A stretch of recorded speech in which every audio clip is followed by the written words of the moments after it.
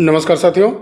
अभी हाल ही में देश के प्रधानमंत्री जी और देश के चीफ जस्टिस ऑफ इंडिया और अगले होने वाले चीफ जस्टिस ऑफ इंडिया और सीनियर जस्टिस विक्रम नाथ जी, ये लोग एक साथ एक कार्यक्रम में बिल्कुल पास में थे और वो मौका था नालसा यानी नेशनल लीगल सर्विसेज अथॉरिटी। इस कार्यक्रम के दौरान में देश के प्रधानमंत्री नरेंद्र मोदी जी सुप्रीम कोर्ट में कम्युनिटी मीडिएशन ट्रेनिंग मॉड्यूल का इनॉग्रेशन करने के लिए गए थे।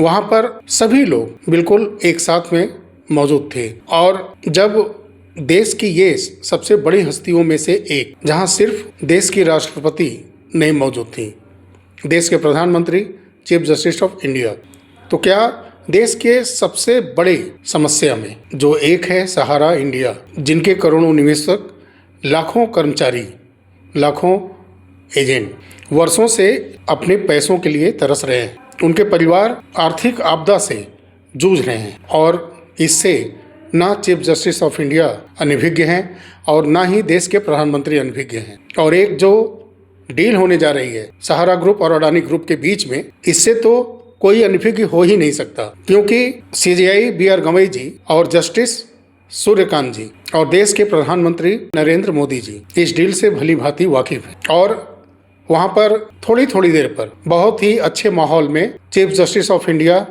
और देश के प्रधानमंत्री नरेंद्र मोदी जी के बीच में वार्ता हुई और होने वाले chief justice of India justice Suryakant ji के साथ भी देश के प्रधानमंत्री जी के साथ अच्छे माहौल में बातचीत होती नजर आई। तो क्या ये उम्मीद किया जाए कि सहारा ग्रुप अडानी ग्रुप के डील के बारे में और निवेशक, सहारा के कर्मचारी, सहारा के एजेंट, इन सभी लोगों के पेमेंट के विषय में कुछ आंशिक चर्चा हुई होगी, या इतने बड़े लोगों के बीच में सहारा इंडिया जैसा मुद्दा कोई मायने रखता ही नहीं, इस पर कोई बात हुई ही नहीं होगी। इन लोगों के इस कार्यक्रम में, जो नालसा का कार्यक्रम है, जो 1987 में देश के गरीब लोगों को न्याय दिलाने के लिए, उनको कानून की समझ अच्छी से आए, इसके लिए ये नालसा लाया गया था। और इसी नालसा के तहत ही लोक अदालतें लगती हैं, जो कि अदालतों के बाहर छोटे केस को, गरीब लोगों के केस को वहीं पर आपस में समझौते से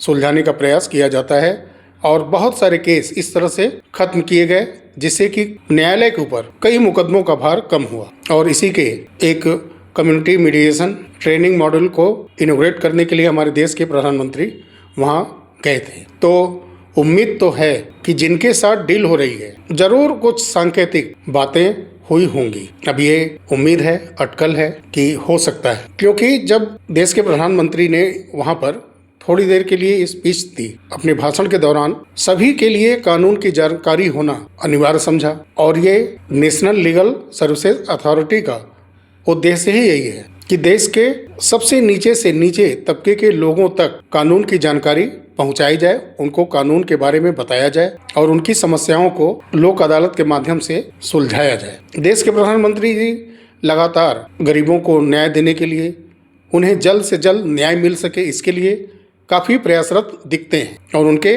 भाषण में दिखा भी। और चीफ जस्टिस ऑफ इंडिया के भी स्पीच में और होने वाले chief justice of India justice Suryakant ji के भी स्पीच में देश के आम लोगों के लिए, गरीबों के लिए, उनके हित के लिए, उनको जल्द से जल्द न्याय मिल सके, इसके लिए सभी लोगों के स्पीच में अपनी अपनी तरफ से बातें रखी गई। पिछले कुछ सालों से और वर्तमान में भी एक बहुत बड़ा मुद्दा सहारा इंडिया कंपनी के लोगों के भुगतान का है, जिसमें निवेशक, एजेंट और कर्मचारी सभी लोग हैं। तो ये एक बड़ा मौका था और इस बड़े मौके पर उम्मीद यही की जा सकती है कि देश के सबसे बड़े इस मुद्दे को सॉल्व करने के लिए कुछ सांकेतिक बातचीत जरूर हुई होगी। यही उम्मीद तो हम कर रहे हैं और शेष 17 नवंबर से जो सुनवाई शुरू होगी, तो क्रमशः इस केस से, इस डील से जुड़ी हुई बातें परत दर परत खुद ब खुद खुलती चली जाएंगी। तो नालसा कार्यक्रम के दौरान जो मुलाकात हुआ,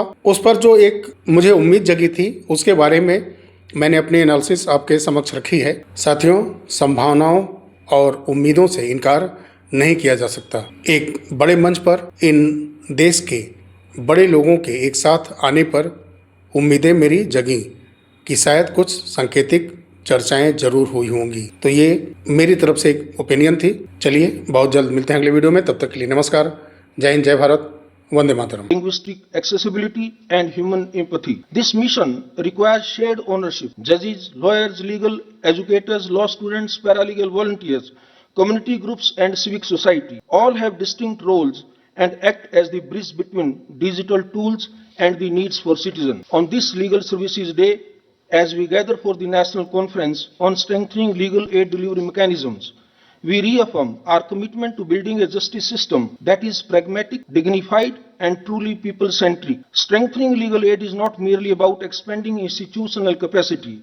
It is about simplifying the pathway through which a person in distress can access the protection of law. Our endeavor is to design systems that respond with speed, clarity, and compassion to make justice truly affordable, understandable, and reachable to people wherever they are. On behalf of NALSA, I extend my deepest gratitude to Honorable Prime Minister of India and all other dignitaries who have joined us today. May this conference renew our resolve to make justice not only accessible but humane too, and in doing so, we not only uphold the Constitution, we fulfill its noblest promise. Thank you. Jai Bharat. आप सभी को मेरा नमस्कार। आपके साथ इस अवसर पर शामिल होना एक अत्यंत गर्व व हर्ष का विषय है। हमारे संविधान निर्माताओं की दूरदर्शी सोच का ही परिणाम है कि निःशुल्क कानूनी सहायता, फ्री लीगल एड से संबंधित प्रावधान को नीति निर्देशक तत्वों आर्टिकल 13 प्रत्येक न्यायाधीश, वकील एवं पैरा लीगल वॉलंटियर हमारे लोकतंत्र के सबसे पवित्र मिशन जस्टिस फॉर ऑल के कर्मठ सिपाही हैं। मैं नालसा और उससे जुड़े हुए सभी स्टेक होल्डर को उनके सतत व सकारात्मक प्रयासों के लिए बधाई देता हूं। मुझे पूरा विश्वास है कि नालसा द्वारा पिछले 30 वर्षों की यात्रा तथा उससे अर्जित लर्निंग हमें भविष्य में एक अधिक इंक्लूसिव एवं संवेदनशील न्याय प्रणाली की ओर अग्रसर करेगी। मैं इस अवसर पर नालसा का थीम सॉन्ग की भी कुछ पंक्तियां आप सबके समक्ष रखना चाहूंगा, जो हमें न्याय तक सभी की पहुंच का सार्थक संदेश देती है। एहसास न्याय का सबके लिए, आकाश न्याय का सबके लिए, उल्लास न्याय का सबके लिए, विश्वास न्याय का सबके लिए, अपने इस हिंदुस्तान पर हक हमारा भी तो है, इंसाफ के इस आसिया पर हक हमारा भी तो है, एक मुट्ठी आसमां पर हक हमारा भी तो है। बहुत बहुत धन्यवाद। जय Hind. Thank you. Shri Narendra Modi ji, the Honorable Prime Minister of India, my esteemed colleague Justice Suryakant, Chief Justice of India Designate and Executive Chairman of NALSA, my esteemed colleague Justice Vikram Nath, Chairperson of the Supreme Court Legal Services Committee, my distinguished sister and brothers present in the audience, Shri Arjun Ram Meghwal ji, the Honorable Minister of State for Law and Justice, Chief Justices and Judges of the different High Courts present here, the delegates from the District Judiciary, Shri Tushar Mehta, the Learned Solicitor General, Ms. Pradnya Baghel, the Secretary of Supreme Court Bar Association, Shri Vipin Nair, President and other office bearers of the SCORA, the Secretaries of Law and Legislation Government of India, the Secretary General, the Registrars and Officers of the Supreme Court, the Senior Advocates and the other members of the Bar. First of all, I wish to express my sincere gratitude to the Honorable Prime Minister, Shri Narendra Modi ji, for gracing this occasion despite his demanding schedule. His presence reaffirms the shared responsibility of the legislature, the executive and the judiciary in advancing the cause of legal aid and access to justice for all. I warmly congratulate the dedicated team of NALSA led by my esteemed brother and successor, Justice Suryakant, for putting together this national conference on strengthening legal aid delivery mechanisms. Action to innovate, to collaborate and to reaffirm our faith in the power of law to transform lives. Let us remember that every act of legal aid, however small it may appear, is an act of nation building. As Dr. Babasaheb Ambedkar once said, and I quote, ours is a battle not for wealth or for power, it is a battle for freedom, it is a battle for the reclamation of the human personality. These words also echo through the work of legal aid movement, which strives each day to return voice and dignity to those long unheard. Thank you very much. CJI Shri BR गवाई जी, justice Suryakant जी, justice Vikram Nath ji, केंद्र में मेरे सहयोगी अर्जुन राम मेघवाल जी, supreme court के अन्य माननीय न्यायाधीशगण, high court के मुख्य न्यायाधीशगण, देवी और सज्जनों, इस महत्वपूर्ण अवसर पर आप सभी के बीच उपस्थित होना बहुत विशेष है। लीगल एंड डिलीवरी मैकेनिज्म की मजबूती और लीगल सर्विसेज डे से जुड़ा ये कार्यक्रम हमारी न्यायिक व्यवस्था को नई मजबूती देगा। मैं 20वीं नेशनल कॉन्फ्रेंस की आप सभी को शुभकामनाएं देता हूं। मुझे बताया गया कि आप सुबह से आप लोग इसी काम में लगे हैं, तो मैं ज्यादा समय नहीं लूंगा आपका। मैं यहाँ उपस्थित डिग्नेटरीज, न्यायपालिका के सदस्यों और लीगल सर्विसेज अथॉरिटीज का अभिनंदन करता हूँ। साथियों, जब न्याय सबके लिए एक्सेसिबल होता है, टाइमली होता है, जब न्याय सोशल या फाइनेंशियल बैकग्राउंड देखे बिना हर व्यक्ति तक पहुंचता है, तभी वो सामाजिक न्याय की नींव बनता है। लीगल एड इस बात में बहुत महत्वपूर्ण भूमिका निभाती है कि न्याय सबके लिए एक्सेसिबल हो। नेशनल लेवल से लेकर तालुका स्तर तक लीगल सर्विसेज अथॉरिटीज, न्यायपालिका और सामान्य मानवी के बीच सेतु का काम करती। मुझे संतोष है कि आज लोक अदालतों और प्री लिटिगेशन सेटलमेंट्स के माध्यम से लाखों विवाद जल्दी, सौहार्दपूर्ण और कम खर्च में सुलझाए जा रहे हैं। भारत सरकार द्वारा शुरू किए गए legal aid defence council system के तहत केवल 3 साल में लगभग 8 लाख क्रिमिनल केसेस का निपटारा किया गया है। सरकार के इन प्रयासों ने देश के गरीब, दलित, पीड़ित, शोषित, वंचित को ईज ऑफ जस्टिस सुनिश्चित किया। साथियों, पिछले 11 वर्षों में हमारा ध्यान लगातार ईज ऑफ डूइंग बिजनेस और ईज ऑफ लिविंग पर मजबूती के साथ हम कुछ न कुछ कदम उठा रहे हैं। बिजनेस के लिए 40,000 से अधिक अननेसेसरी कंप्लायंसेस को हटाया गया। जन विश्वास एक्ट के माध्यम से 3,400 से ज्यादा कानूनी धाराओं को डीक्रिमिनलाइज किया गया। 1,500 से अधिक अप्रासंगिक और पुराने कानून रद्द किए गए। दशकों से चले आ रहे पुराने कानूनों को अब भारतीय न्याय संहिता से बदला गया। और साथियों, जैसा मैंने पहले भी कहा है, ईज ऑफ डूइंग बिजनेस और ईज ऑफ लिविंग तभी संभव है जब ईज ऑफ जस्टिस भी सुनिश्चित हो। पिछले कुछ वर्षों में ईज ऑफ जस्टिस को बढ़ाने के लिए भी कई कदम उठाए गए और आगे हम इस दिशा में और तेजी से जाएंगे। साथियों, इस साल नालसा यानी नेशनल लीगल सर्विस अथॉरिटी के 30 वर्ष पूरे हो रहे हैं। इन 3 दशकों में नालसा ने न्यायपालिका को देश के गरीब नागरिकों तक जोड़ने का बहुत महत्वपूर्ण प्रयास किया। जो लोग लीगल सर्विसेज अथॉरिटीज के पास पहुंचते हैं, अक्सर उनके पास न रिसोर्सेज होते हैं, न रिप्रेजेंटेशन होता, और कभी तो उम्मीद भी नहीं होती। उन्हें उम्मीद और सहायता देना ही सर्विस शब्द का सच्चा अर्थ है और नालसा के नाम में भी ये मौजूद है। इसलिए मुझे पूरा विश्वास है कि इसका हर सदस्य प्रेजेंस और प्रोफेशनलिज्म के साथ अपना काम जारी रखेगा। साथियों, आज हम नालसा का community mediation training module launch कर रहे हैं। इससे हम भारतीय परंपरा की उस प्राचीन विद्या को पुनर्जीवित कर रहे हैं जिसमें संवाद और सहमति के माध्यम से विवादों का समाधान किया जाता। ग्राम पंचायतों से लेकर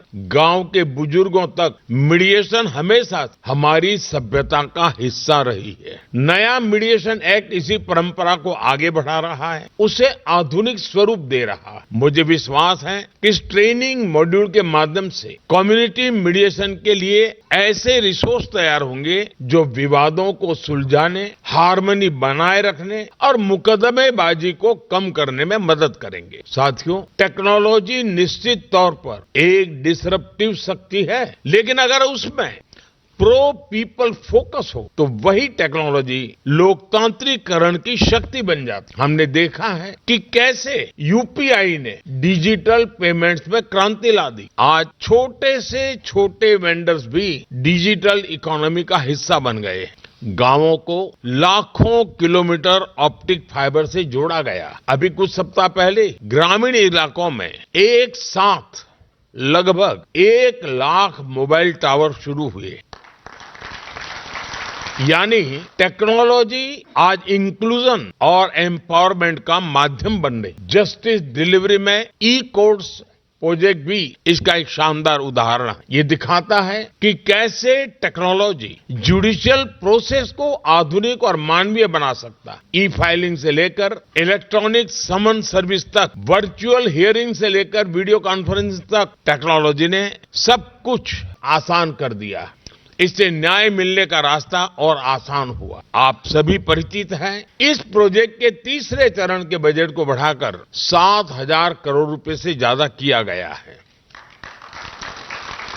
ये इस प्रोजेक्ट के प्रति सरकार के स्ट्रांग कमिटमेंट को दिखाता है। साथियों, हम सभी ये भी जानते हैं कि लीगल अवेयरनेस का क्या महत्व होता है। एक गरीब व्यक्ति तब तक न्याय नहीं पा सकता जब तक उसे अपने अधिकारों का ज्ञान न हो, वह कानून को न समझे और सिस्टम की कॉम्प्लेक्सिटी से डर महसूस करता। इसलिए कमजोर वर्गों, महिलाओं और बुजुर्गों में लीगल अवेयरनेस को बढ़ाना यह हमारी प्राथमिकता है। आप सभी और हमारी अदालतें इस दिशा में निरंतर प्रयास करते रहें। मैं समझता हूं हमारे युवा, खासकर लॉ स्टूडेंट्स, इसमें ट्रांसफॉर्मेटिव रोल निभा सकते हैं। अगर युवा लॉ स्टूडेंट्स को प्रोत्साहित किया जाए कि वे गरीबों और गांव में रहने वाले लोगों से जुड़े, उन्हें उनके कानूनी अधिकार और लीगल प्रोसेस समझाएं, तो इससे उन्हें समाज की पल्स को सीधे महसूस करने का अवसर मिलेगा। सेल्फ हेल्प ग्रुप, कोऑपरेटिव्स, पंचायती राज संस्थाओं और अन्य मजबूत ग्रासरूट नेटवर्क के साथ काम करने की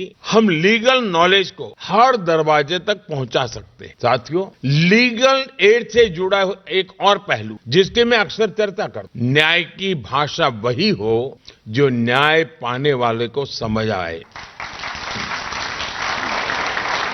इसका ध्यान जब कानून को ड्राफ्ट किया जाता है तब रखना बहुत जरूरी है। जब लोग कानून को अपनी भाषा में समझते हैं तो इससे बेटर कंप्लायंस होता है और मुकदमेबाजी कम होती। इसके साथ ही ये भी आवश्यक है कि जजमेंट्स और लीगल डॉक्यूमेंट्स को स्थानीय भाषा में उपलब्ध कराया जाए। ये वाकई बहुत सराहनीय है कि सुप्रीम कोर्ट ने 80,000 से अधिक जजमेंट्स को 18 भारतीय भाषाओं में अनुवाद करने की पहल की है।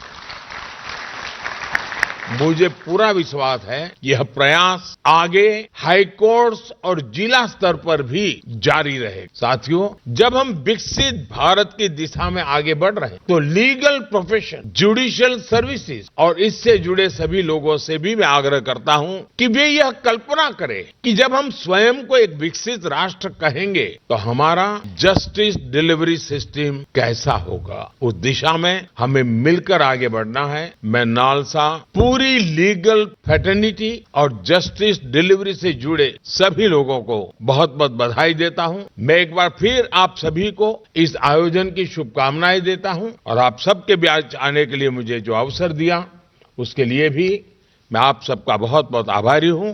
धन्यवाद।